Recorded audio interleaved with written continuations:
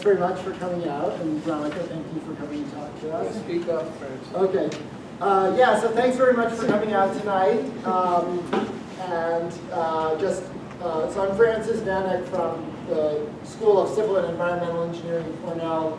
I'm in the transportation group there. Just a couple of comments from me. One, that I think a lot of us are interested in making transportation more sustainable, so that includes more efficient, safer, more active, and then the whole process of improving and making it more inclusive. So I've already had the pleasure of hearing Veronica speak in our department earlier, so I think we'll get a chance to learn a lot of good ideas there. And the other thing is, if some of you are thinking about careers, I would say transportation is very challenging, but it's also it's very rewarding too. So we can talk about that at the end too, whether it's transportation engineering or transportation planning. So our speaker tonight is Veronica Davis, who is co-owner and principal planning manager of Inspire Green in Washington, D.C. And she's an undergraduate degree from University of Maryland in civil and environmental engineering, and then she has master's degrees from Cornell in both planning and civil or engineering management, I should say. And so some of her achievements include in 2012, the White House recognized her as a champion of change and transportation innovator for her professional accomplishments and community advocacy in the District of Columbia. And she's also the co-founder of Black Women Bike, which is an organization that encourages African American women to use biking for health. And if you want to add more to that, you can. But with that, we'll give it to Veronica.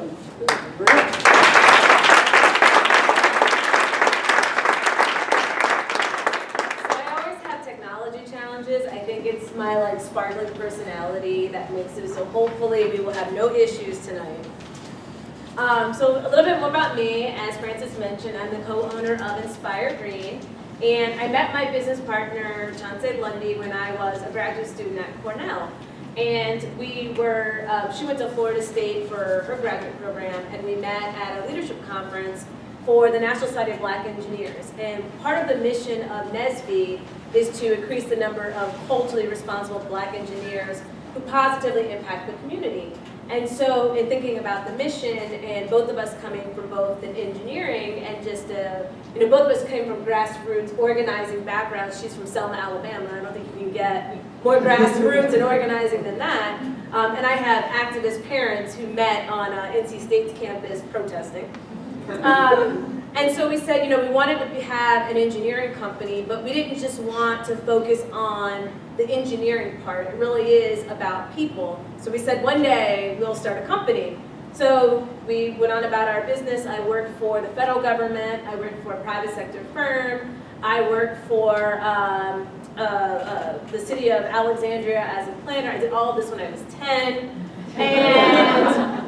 And so 2009 hits, the economy's bad, and it's like, you know what? We have a really great idea. We should totally quit our jobs in the middle of this horrible economy and start a business. And that's essentially what we did. So I'm a little impulsive sometimes, so we jumped out the window and built the plane as we landed. And so we've been in business 7 years. We have full-time employees. We have 4 full-time employees. We happen to have all women, but that's really by accident, or happy accident, I guess you could say. So that's my business partner, and so I oversee all of our urban and transportation planning projects. She oversees our environmental projects. So this is me at Cornell, so in my mind, it snowed every day. That might be a slight exaggeration, but that's me my last semester at Cornell. So this is when I said goodbye in December 2003, so this is my first time back. So it's been a little surreal to come back because it's buildings where there were no buildings. So my bearings are off, but it is exciting to be back. A little bit about me, I'm a diver, right? So anytime they give you the speaker bios, they focus on, she went to Cornell University, but I'm a diver, that's fun things to know about me. So I'm certified to 100 feet, I love diving, I dove with shark, I dove with eagle rays, and if you like water, I suggest you should dive too. So Black people dive. I'm also a certified yoga instructor, so I have improved over time. So before, struggling to reach my toes, and now I can do it. And then how I came into this biking world, right? Like I never woke up and said, you know what, I want to be a bike advocate. That's what I want to be when I grow up. This world kind of happened on me. And this is an article I wrote in January 2011 about the DC Bike Share program. And it was new at that time, and they launched the program in September 2010, and they were just struggling east of the river with ridership. And part of the challenge was, although the city did a great job of putting bike shares in the Black community, it was kind of like, we put bike share in the Black community, and we're going to pat ourselves on the back because on a map we are very equitable. However, there was no outreach, there was no engagement, there were no photos of people who even looked like the community. So even now, there's still this kind of struggle to get certain populations to use the bike share. But I also said, is that Black people don't like the cold. And so as a result, I ended up in like national media, and I was like, yeah, it's not that deep. I just said we don't like the cold. I mean, it's just, I don't know what else you want me to say, but I was called a racist. Like, you're so racist. How could you say that? So that pushed me into this like national stage of being like the Black spokesperson. So a little bit about my agenda today, talking about biking and equity. I'm going to talk about some context of who bikes, right? Like we all know who bikes, so I'm going to talk a little bit about that. I'm going to talk about Black Women Bike, how we were founded, and some of our programming. And then I'm going to go completely on the other side of my life and what I do in Inspired Green. And I'm going to talk about VisionZero. That's like all the buzz now. And then I'm going to frame what inclusion really means. So, who bikes? So this is a headline from DC. This is a real headline.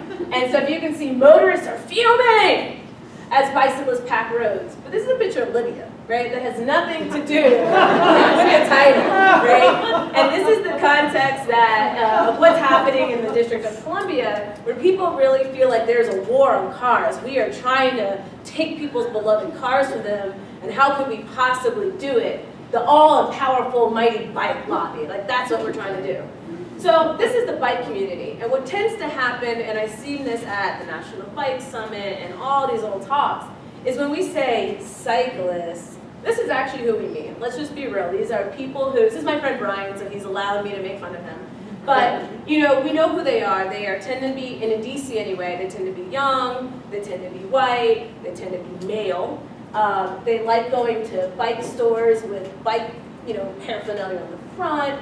They show up at meetings. This is actually from the Move DC plan that we did, where they show up and they're like, we want bike streets, right? They wear these big silly glasses, right? So we know about the bike community. No matter what the project is, we know they're going to show up. We know what they're going to push. And what tends to happen is this gets to be used for everybody who bikes, but that's not the case.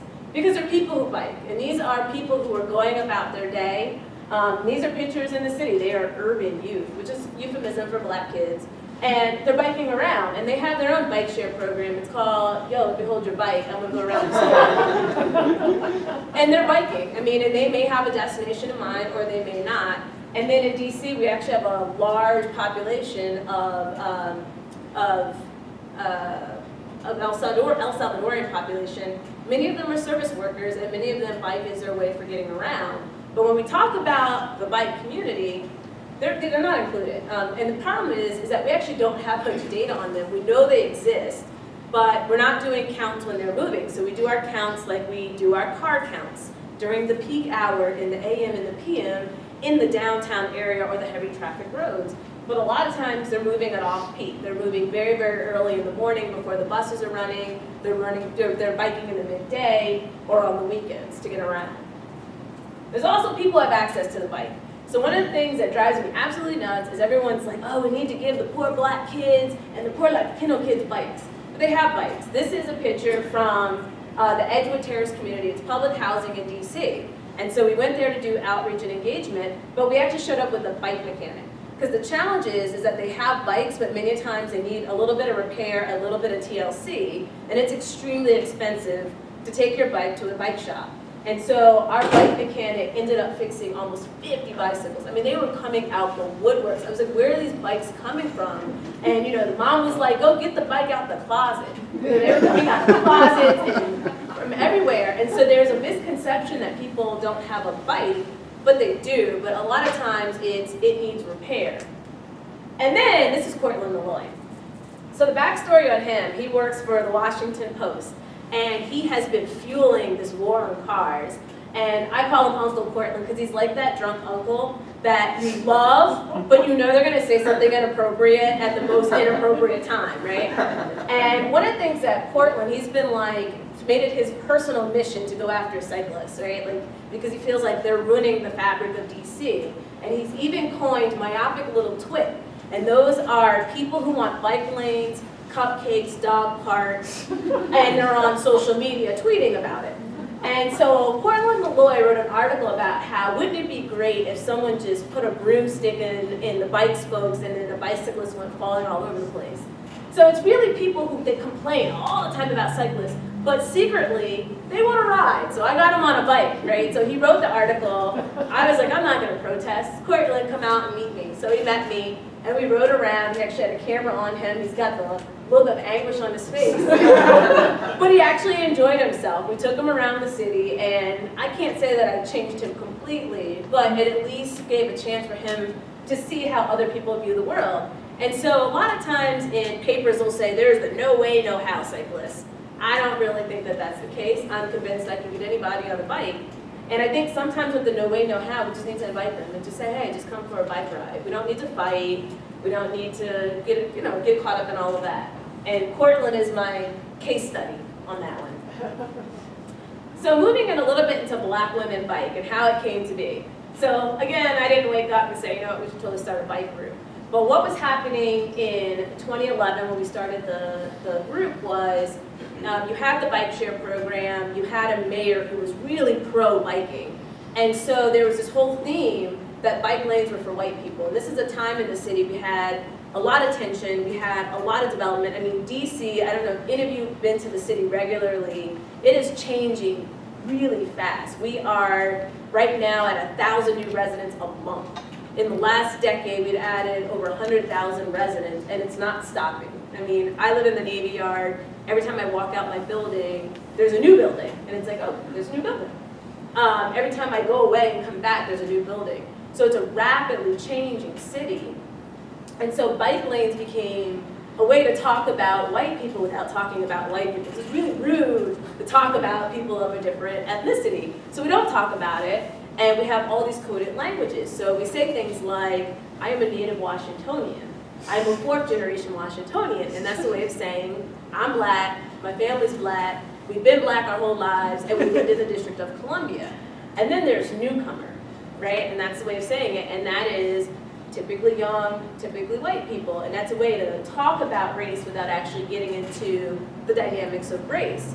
And so how Black Women Bike came about was, on this particular day, I was biking through public housing. And this little girl, she's about yay big, she was like, Mommy, there's a Black lady on a bike. She was just so excited. This little Black girl was just so excited.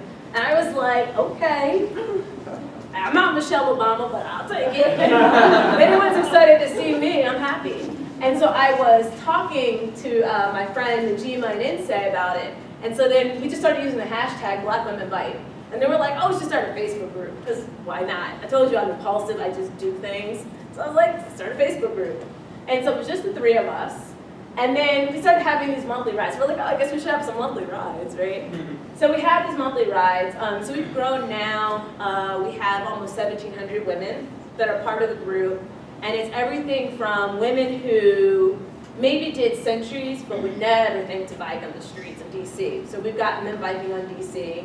We also have some examples of women who haven't biked in decades, and not only are they biking for transportation, we've gotten them to be some of the fiercest bike advocates. Some even work for the regional bike organization. But this is some of our rides, and as you see, we range in age. There's some women in here that are women of a certain age. I'm not going to say how old they are, but they're older than a typical bike community cyclist. So we also do educational seminars, and one of our signature programs we do in April is how to ride on the streets of DC safely. Because again, there's some people who they can ride, if you put them on and say go 100 miles, they will do it. You put them on the street with a stoplight and it's like their brain just is like, what? They don't know what to do, but the buses, how do I get around the buses? So what we do is a 2-hour seminar where we have women who are certified bike instructors. We do a 2-hour seminar and then we take them on a ride around DC. And we take them on different types of infrastructure. Because part of the challenge is we have bike lanes, which are pretty simple to understand. But we also have protected bike lanes, and then we have two-way bike lanes.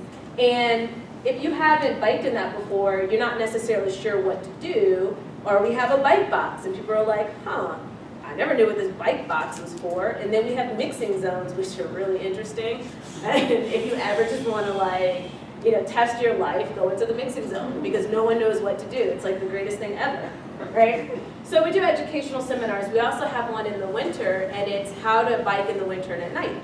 And so our whole thing is that, just because it gets a little cold, which is really cool, just because it gets a little cold doesn't mean you should put away your bike. Or it is going to get darker earlier, and you need to make sure that you are seen.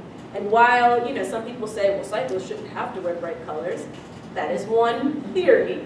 I'm also a theory of, I bike around the city with the assumption that people can't see me. And when you bike around with the assumption that people can't see you, you make different decisions. And I want to be seen, because I want to go be home to my family. I don't want to be dead right. So I do whatever I can to make sure that people can see I exist. We also do a lot of outreach. As I mentioned, this is us in the Edgewood community where we had a bike mechanic go with us. And we did just a lot of outreach to the community. And again, it was about fixing their bikes, because many times, they're unable to, it's not the bike that's an issue, it's the ability to maintain the bike. And also working with the youth to help them, to teach them how to fix their own bikes and do some basic maintenance. And then most importantly, we have persons with disabilities. You're like, what is she talking about? But we have several visually impaired women who ride with us regularly. And we're probably one of the first groups to do it as a regular practice. And we have a tandem, so the sighted person's on the front, and then the visually impaired person's on the back. And what this has allowed is for people with visual impairments to be involved and to be active and be a part of a group and to bike on the street, because we do take them on the streets of DC. And it's been really great. And even Dina, who's on the back, she's also done a triathlon. And so Anika on the front has been her guide for the triathlon, and she did the full thing. And so it's really great to be able to provide access with people who are typically put in the no way, no how category. And we say, no, we can do it, we'll figure it out. And so making the switch to VisionZero, which I'm gonna tell you, you guys need, I've almost been hit several times on the campus today. I know I'm not in Kansas anymore or DC, but I stepped off the curb and almost got hit. But we worked on the VisionZero plan. Inspire Green, we were the lead consultant for VisionZero. So how many of you guys know what VisionZero is? About half. So for those of you that don't know, VisionZero comes out of Sweden, and it's this whole rethinking of how we look at transportation networks. And the whole thought process is people should not die. People should be able to get in their car, on their bike, in their wheelchair, walk down the street, and be able to return home. People should not die, and people should not have serious injuries. And if people die, and people are seriously injured, something is wrong with the transportation system, and we need to fix it. And that is the basic premise of VisionZero. And so part of what we did with all of the agencies, we had 35 agencies in the district involved. So this isn't a transportation issue, because that's very easy to say, oh, transportation industry, you guys need to fix yourselves. So this goes beyond this. We had everybody involved. We had the school districts, we had the police, we had fire and EMS, we had housing, we had everybody, 35 agencies were involved in saying, this is a problem, we recognize this is a problem, and we will all come together, all hands on deck to find some solutions. And so we broke the agencies up into different groups. Some agencies were in multiple groups. So the data group, one of the things that we realized, and Francis and I talked about this earlier, there were all these different data sets. So even when it came to a crash, it was very hard to diagnose because you have MPD, so let's say there's a crash, MPD, Metropolitan Police Department, the local police department, so they show up and they come out and they take a police report. So that's report number one. So then fire and EMS shows up. So let's say they pick up the pedestrian, they put the pedestrian in the back of the ambulance. That's now a second report. which may or may not talk. So then the person goes to the hospital and they get admitted. And whether it's a serious injury or anything like that, now that's a third report. So then what we realized, the reports don't marry each other. And what fire and EMS brought to everyone's attention, they don't have a mechanism for even tracking if they picked up a cyclist or attended to a cyclist. There is nowhere in the database that they can identify a person on a bike as a person was on a bike. So that's a big issue when it comes to data, is that everyone has a different data set. So a big part was just getting everyone to figure out how do we at least make the data so that it can talk, so that we can track what's happening as a crash, as a person involved in a crash kind of moves through the process, if you will, so therefore we can really understand what happened with the crash. And then releasing the information to the public, like doves, like flying my little data. And we've had a couple of VisionZero hackathons where we've allowed the public just to hack the data. What can they see? What are the trends? The other thing is education and enforcement. So those groups are linked, because one of the things that came out is you cannot enforce what you haven't educated the public on. You can't just beat people with a stick. And one of the interesting things that the Metropolitan Police Department said was, we don't want to be your first line of defense. If enforcement is your first line of defense, we are failing. We are not. We should be focused on dangerous drivers. That is people who are drunk driving, people who are speeding, people who are like the outliers in terms of behavior. But what you don't want is MPD to be enforcing jaywalking. Because what that does, it puts us at odds with the community. And for those of you all familiar with the Ferguson case, regardless of whatever your opinion is of what happened at the police car, at the end of the day, one fact that has remained true is that Michael Brown was stopped for jaywalking. He was walking down his neighborhood street. And that started the chain of events. And so the police are like, we don't want to be at odds with the communities we serve. Where we can serve our community is focusing on dangerous driving, but making sure that we're putting some effort into education, and then not always just fining people, right? Like, you can get fined. Like, I had a car, I got rid of my car 5 years ago. It took me a year to pay off all my fines on the car, like between parking tickets and everything. And then we have a lot of automated enforcement, which I did not get a ticket for that. But we have a lot of automated enforcement, and then it doubles after 15 days, and then it doubles again. So you can very easily end up owing $1,000 in tickets. And so what we said was coming up with some deferral programs of, instead of just ticketing people, or once they hit a certain mark, well, can we do things like have them volunteer as a crossing guard, or having them, volunteer in some way where they're involved in part of the safety, instead of just always going to fining people. And then lastly, this is where my profession comes in, is engineering. So I personally feel, and I am working with the American Civil Engineers to get this policy passed. It's taken me 3 years, it's still not passed. But engineering, we have a big role in this. I mean, quite frankly, if you engineer a road for 50 miles an hour, it doesn't really matter what you put on the sign, people are gonna go 50 miles an hour. And so there really is a place where, as the engineering profession, we have to say some things that we're willing to accept. When the community complains about traffic, we have to sometimes go to say, you know what, we're okay. We accept that there's going to be traffic. We accept that it's going to take you 5 minutes longer, because we also accept that people should be able to walk and bike safely, or people in wheelchairs should be able to get across the street without feeling rushed. And that is a thing that the profession is trying to grapple with.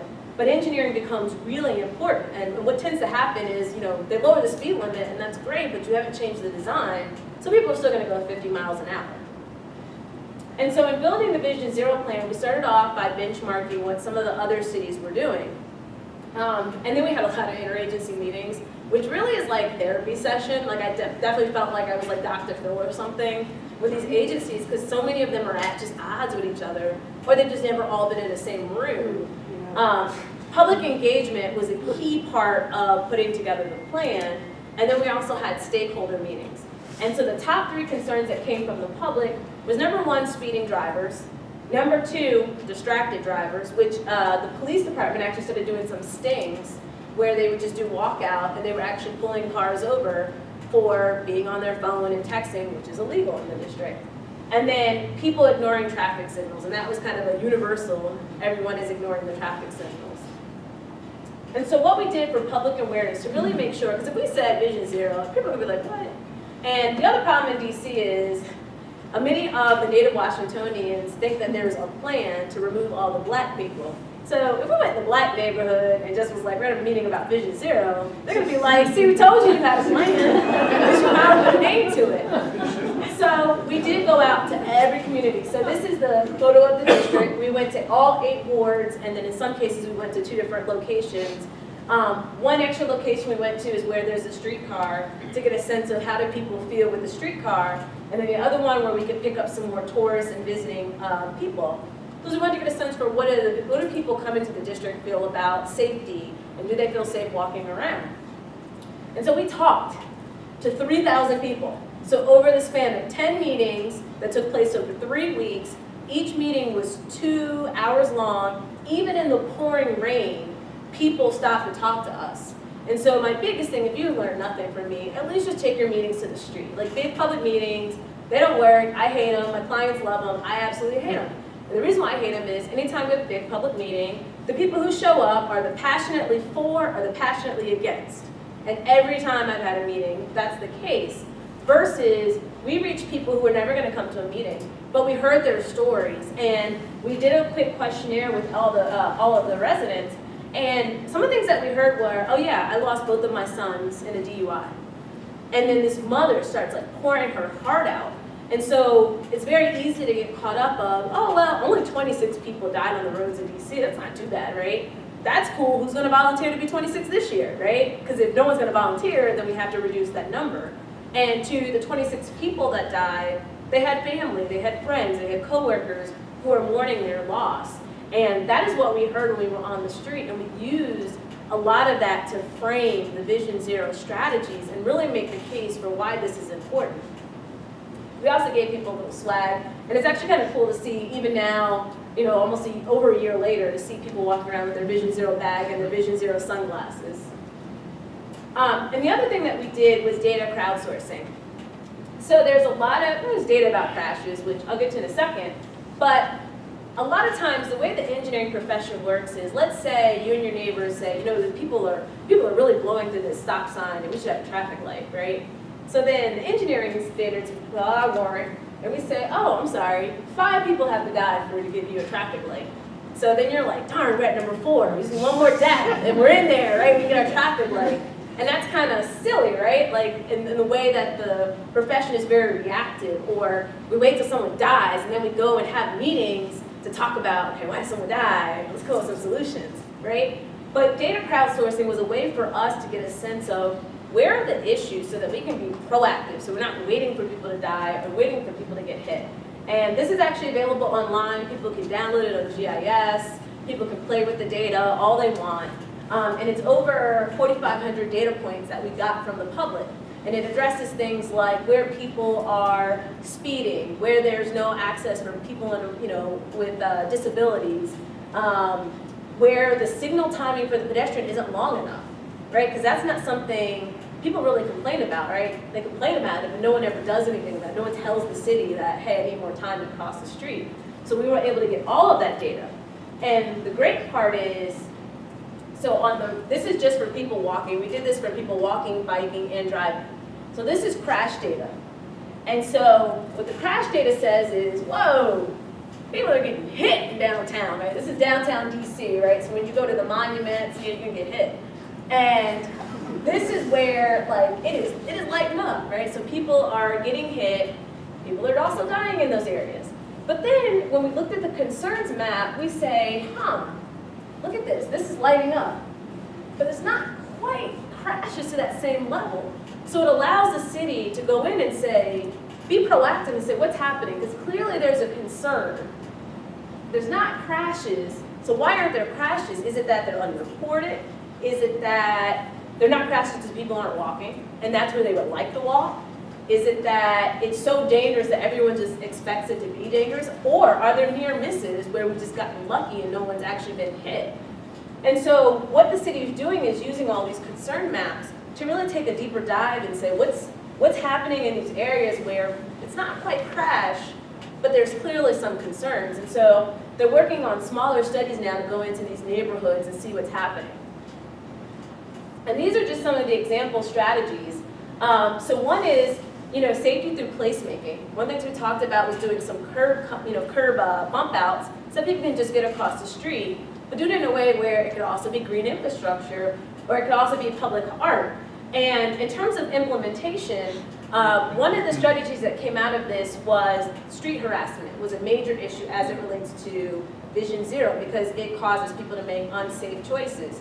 So there was a public art installation right at 14th and U, for those of you that know, but basically a main intersection in DC. They did a big public art display about street harassment, and it was a way to educate people about this issue in a way that was art, in a way that was placemaking, without just solely focusing on the infrastructure.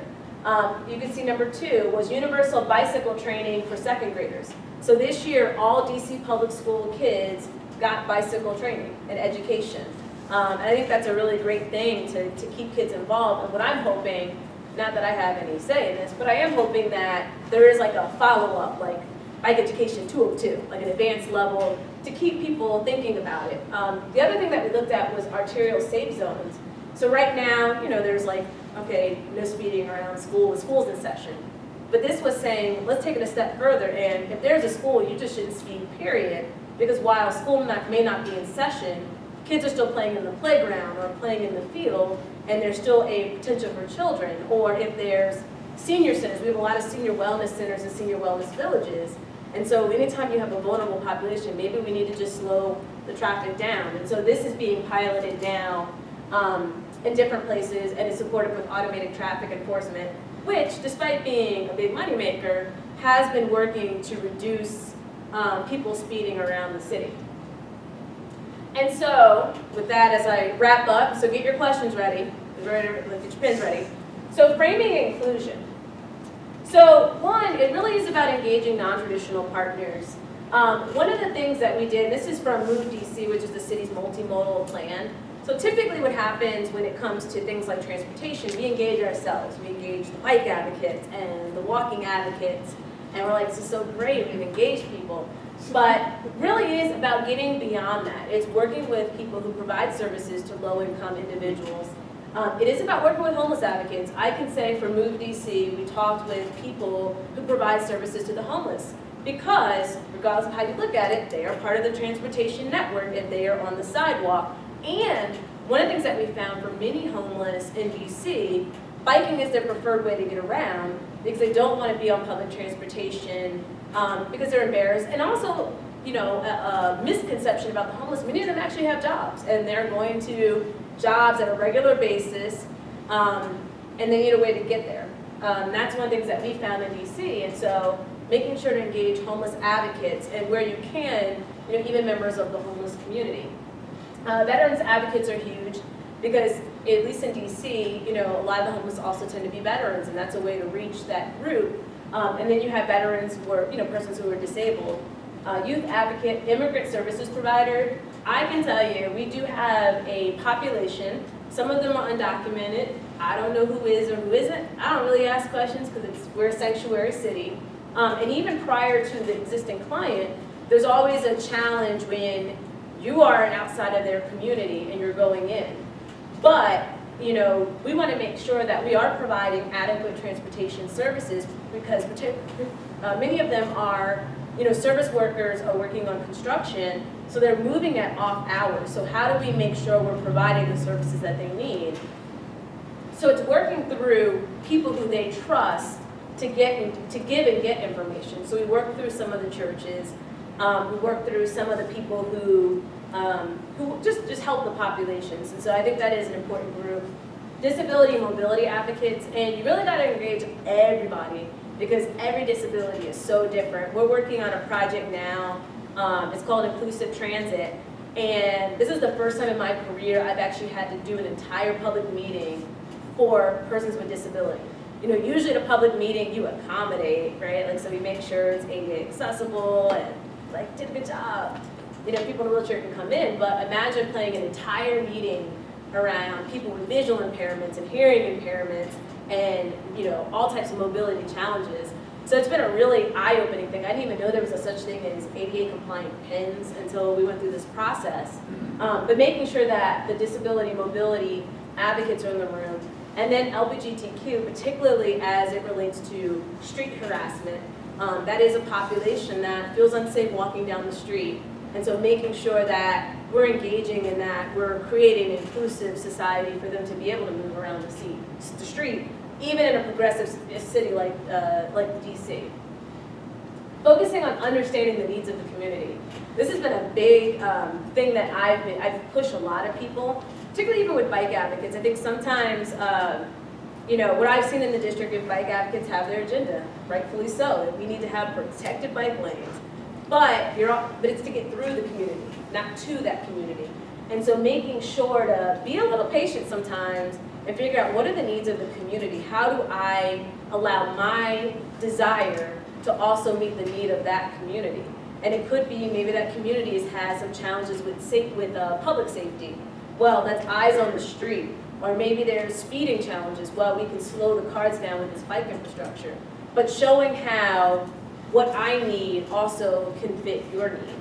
I think that's really important. So this is more so for my engineering people. It's focusing on the off-peak and non-work trips.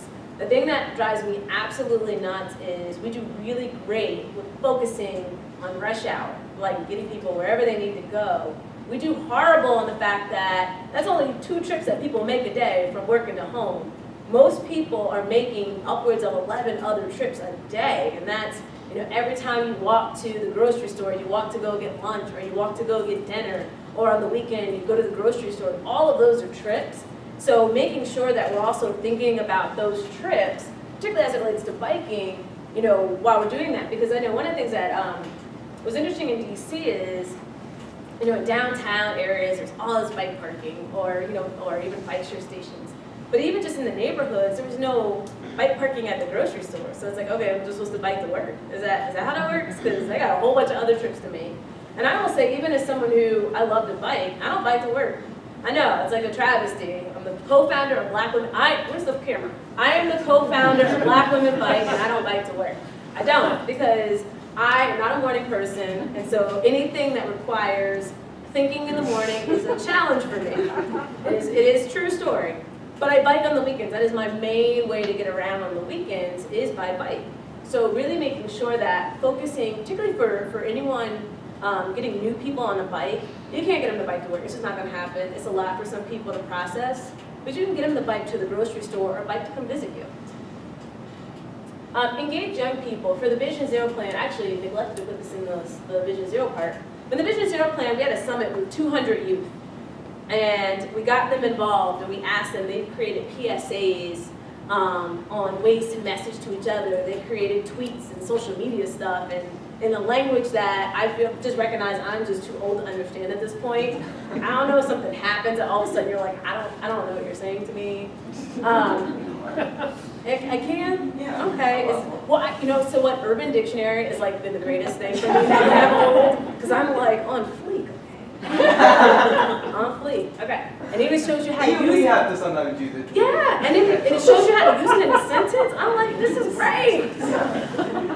So with the young people, it's working with them to come up with messages. The other thing that was really interesting when we engaged the young people as it relates to engineering design is that some of them said, I feel demonized in my own community for jaywalking, but I'm jaywalking because I don't want to get jumped by a group of guys up front. So I'm making a decision that I would rather take my chances with the vehicles than to have to engage with these other people, particularly since I'm not about that. I want to be about positivity. And then we had the kids redesign an intersection, and these kids were like, no, this whole thing has to go because people are doing drugs, and we need to take all of that out. And they came up with these really creative designs, and I'm like, man, these young people, I think there's an assumption sometimes we have, as you move through the cohorts, we forget about what it's like to be young. At least I do, speak for myself. But really making sure to engage young people in the process. Yeah. Do you have some examples of those designs that came up with? Not in my slide, but I do. And they came up with some really great things in terms of moving the bus stop. I do have, we had a transportation summit, and the youth came with their whole recommendations, and it was in a matrix. And they were like, one, we need to have So the way it works in DC is that all the youth are allowed to ride Metro for free. It's their school bus. But they don't have it in the summer, but many of them have summer jobs. So they said, well, we should have transportation so we can get to work, right? Like, how else are we supposed to get to work? And so they talked about that. They also talked about, this is actually kind of funny, they talked about how they felt like there should be automatic deodorizers in the Metro rail cars because this is from out of the mouths of babes. So they said they have a funky attitude on the train because the Metro smells funky, and if it smelled better, they would be in that better attitude, and that's what research says. That's what they told me. So they're very insightful in terms of the feedback that they've given. The other thing too is, I believe in providing resources to biking and walking, and this is more for those of you all who work in government in this room. So a lot of times we ask a lot of our bike advocates, we ask a lot of our walking advocates, but also being able to provide the resources so that they can do that outreach and do that engagement. I think that's important. And then taking meetings to the streets. I'm a firm believer of if you really want to connect with people, you have to go where they are. Whether it's a place of worship, whether it's the grocery store, and I've done engagement pretty much everywhere outside. And as I mentioned, even this particular day, it looks sunny now, the sky opened up. And even in the pouring rain, we had still people standing under our tent, really to get dry, but they were willing to take the survey while they were there. And so even then, people were still involved. I had one, and this was the summertime, but we had one meeting, it was pouring rain and it was freezing cold, and we still got 97 people to do a survey over the span of 2 hours. I would never get that many people in a room, not on a cold, wet, rainy day. So I am a firm believer in taking the meetings to the streets. And with that, here's my contact information, my email. DizzyLove25 is me. You can hashtag Veronica is wonderful. I'm just kidding. Inspire Green, that's my company. And then Black Women Bike, that's Black Women Bike. But there's multiple people who use that, so you may not always get me on the last two. But DizzyLove25 will always get you to me. So that is my talk, and I'm available for any questions. Yeah.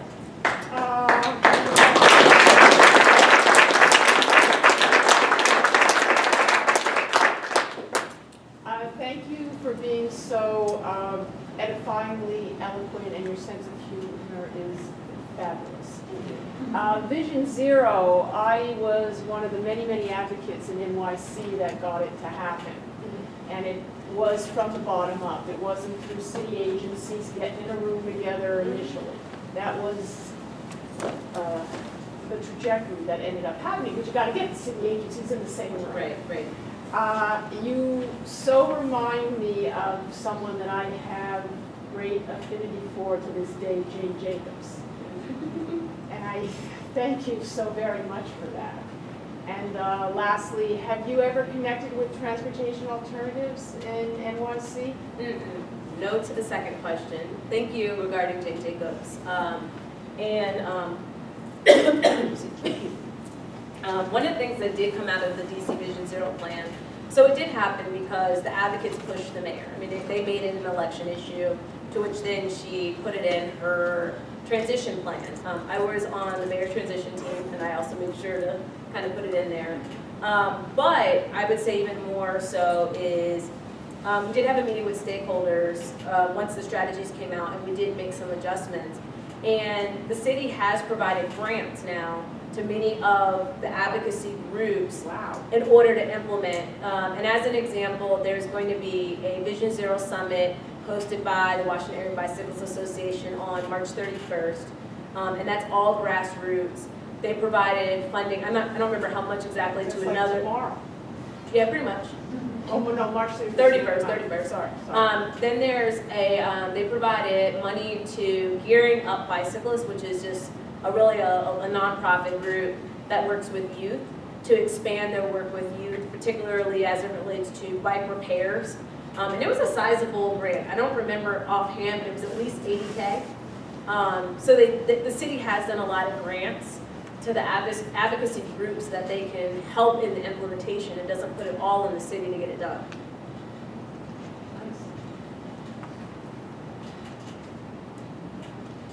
No questions? No.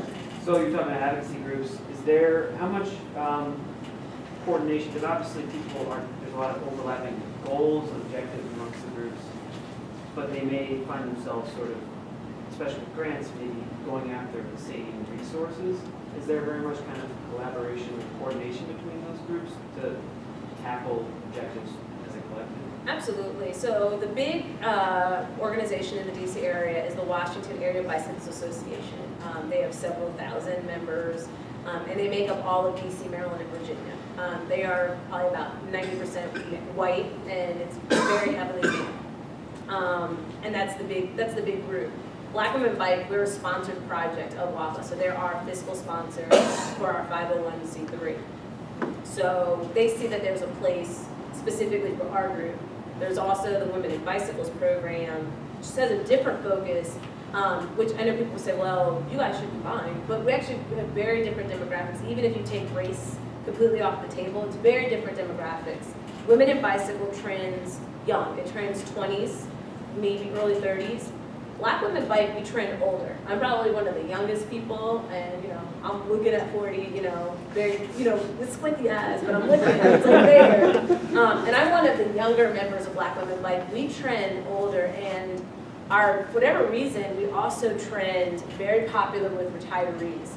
So women in their, early 60s, late 70s, who just retired. That's like the big bulk of who we're really attracting on a regular basis. So our demographics are very different, and even from a programming standpoint, it's just very different in terms of what each group wants to do. Like in the Women in Bicycles, they do things like, everyone wears like a dress day, so even the guys are wearing a dress, which is like a very 20-something thing to do, but people in their 60s are like, no, we're good. I'm not making up for anybody. I'm good. I'm just gonna ride a little bike over here. So it's just very different. And then there are also a couple other groups under WAPA, but all that to say, we all work pretty closely together. Gearing Up Bicycle, their focus is more education for youth and bicycle programming, which is completely kind of different from all the rest of us. And then WAPA hosts a bike camp for kids in the summer, which pulls pretty much from all the groups for instructors. And then all of our groups have LCIs, licensed cycling instructors. Maybe? Okay, but we all, whatever, the people who are licensed to teach bicycling. So we all have that. So it pulls from all of our groups. Particularly since as we try to do more learner rides, they try to match the instructors to whatever that demographic is. So if it's a Spanish-speaking community, then they try to bring all Spanish-speaking people to that ride. So no, it's worked so far. Thank you. Two questions. One is, based on what you know about our community here, any suggestions for making it better for walking and biking? And number two, can you talk with our mayor? Absolutely, to number two. I think one of the challenges when you're in a topographically rich area, it does make some things become a challenge, and that's where I think that you have to focus on multimodal movement. So where I used to live in, so one thing about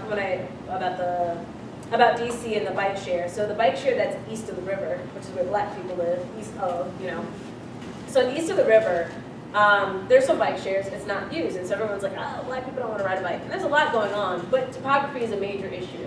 I consider myself pretty fit.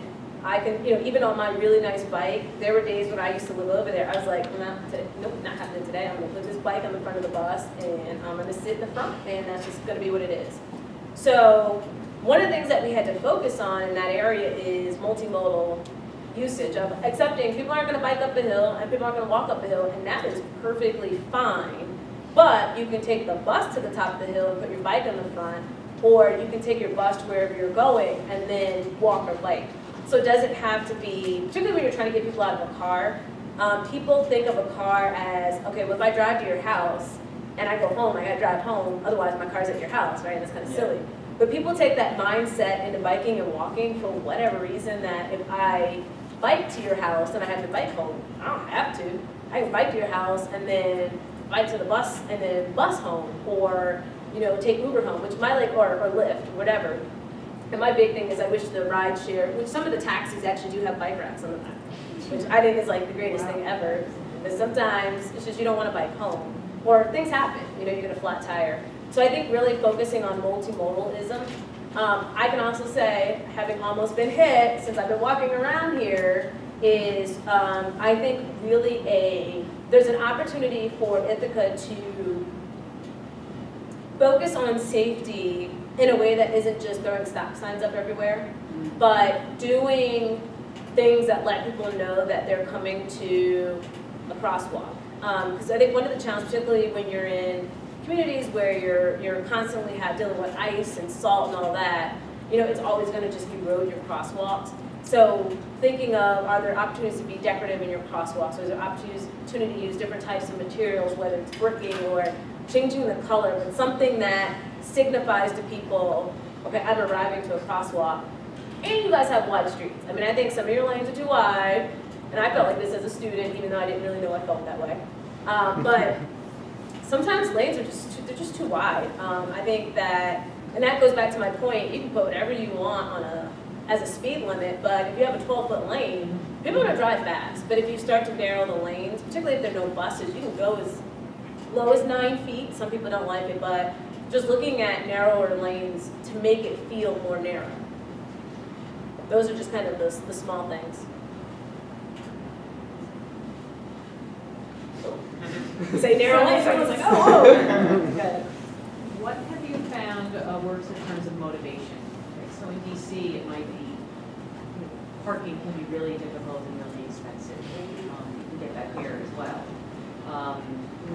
There's the health aspect, but again, so what have you found in terms of what really would get people out there and trying to Well, so people don't care about health. Like, Yeah. you can't, that is one thing I've learned, Right. you cannot live with health. People are like, oh, it's cool. So one, I think at the bare minimum, just invite people. I have learned not to fight anymore. I just say, well, let's just go for a ride. Because for most people, they're bike curious, you know? Where they think about it, but it's a lot for people. I mean, it's a lot for people to process who don't do it. So sometimes saying, hey, let's bike to the park together, or let's bike to the grocery store on a weekend, particularly at times when people aren't rushed for time or all those things. One of the things that's been really successful in the region is biking with the police. So MPD did it last year, and we actually kind of did it with them, and we had a lot of turnout, and it was Bike with MPD. And right outside of DC in Capitol Heights, Maryland, which is kind of a small town, they had Bike with the Chief of Police. And so every Wednesday during the summer, you could bike with the Chief of Police. And it gets people out. Or if you do a bike or walk with the mayor, anytime you have elected officials or anyone who is deemed to be a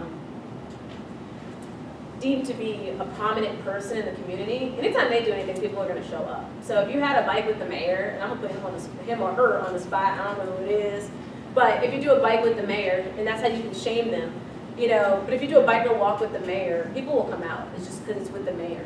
I would also say, you know, given this community, you have really opportunities to do like cyclovias of open streets, and that's the whole, you know, kind of thing. There are real opportunities to do that.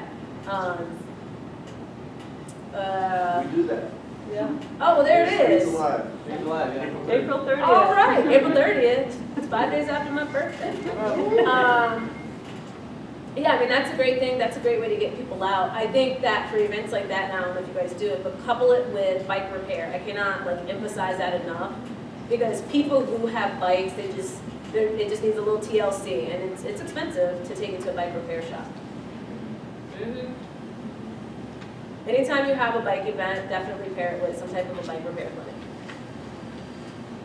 Yep. Does DC city control the school district? And is that what made it possible to get it in the curriculum? Or is there some other advice you have for how to engage with the school district? It's amazing that, you know, you got to use the classroom. Yeah, so DC controls the school system, and so I will say this, DC Public Schools is a black hole of mystery to me, because we have a school board that doesn't really have power or something, and then we have the office of the school state superintendent.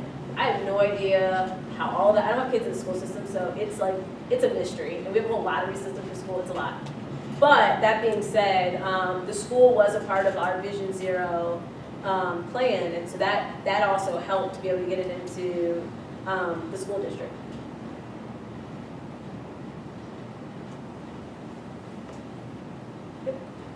So we have some conversations going on about community bike centers in Ithaca, how to expand on the one that we have, or potentially open a second one. So I'm just wondering, from your experience, the role of community bike centers, how to make them work really well as a catalyzing, gathering place for them, and not just a place where the bike community can show up and hang out. Right.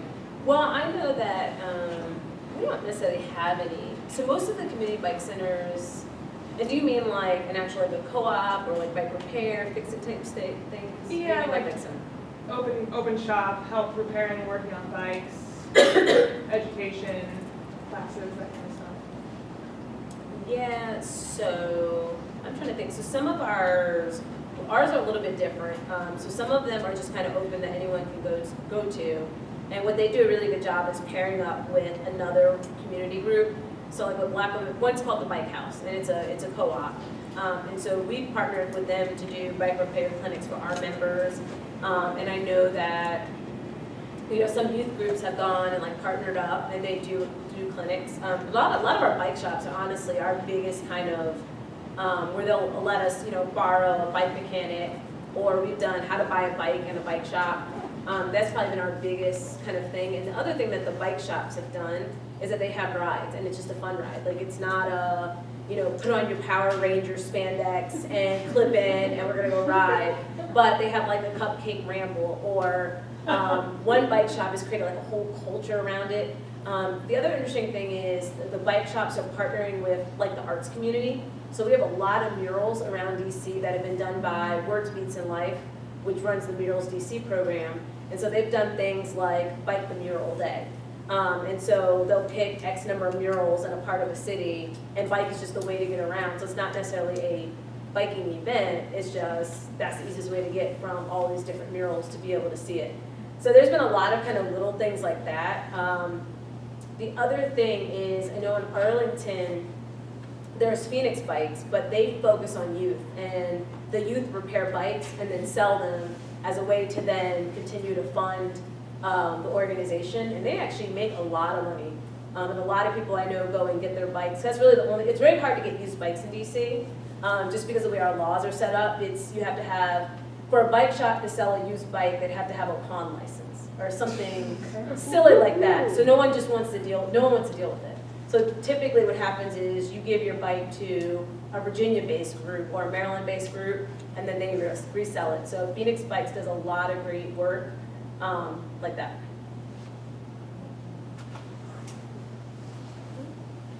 Two observations. First, I was recently in Washington, and I was just stunned that there's like 50 seconds to cross the street. Right. I mean, like, what is going on? Like here, you'd be lucky to get like maybe 18 seconds. But, we're not talking about a big street, I mean, it's like 50 seconds, maybe it was even longer, but I can't read numbers higher than 50. But it's like, holy mackerel, why is that? That's one question. Okay. The second one is,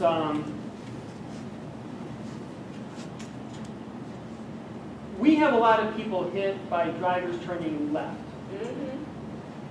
And it's compounded because our pedestrian signals basically say it's green to cross when the cars are turning left.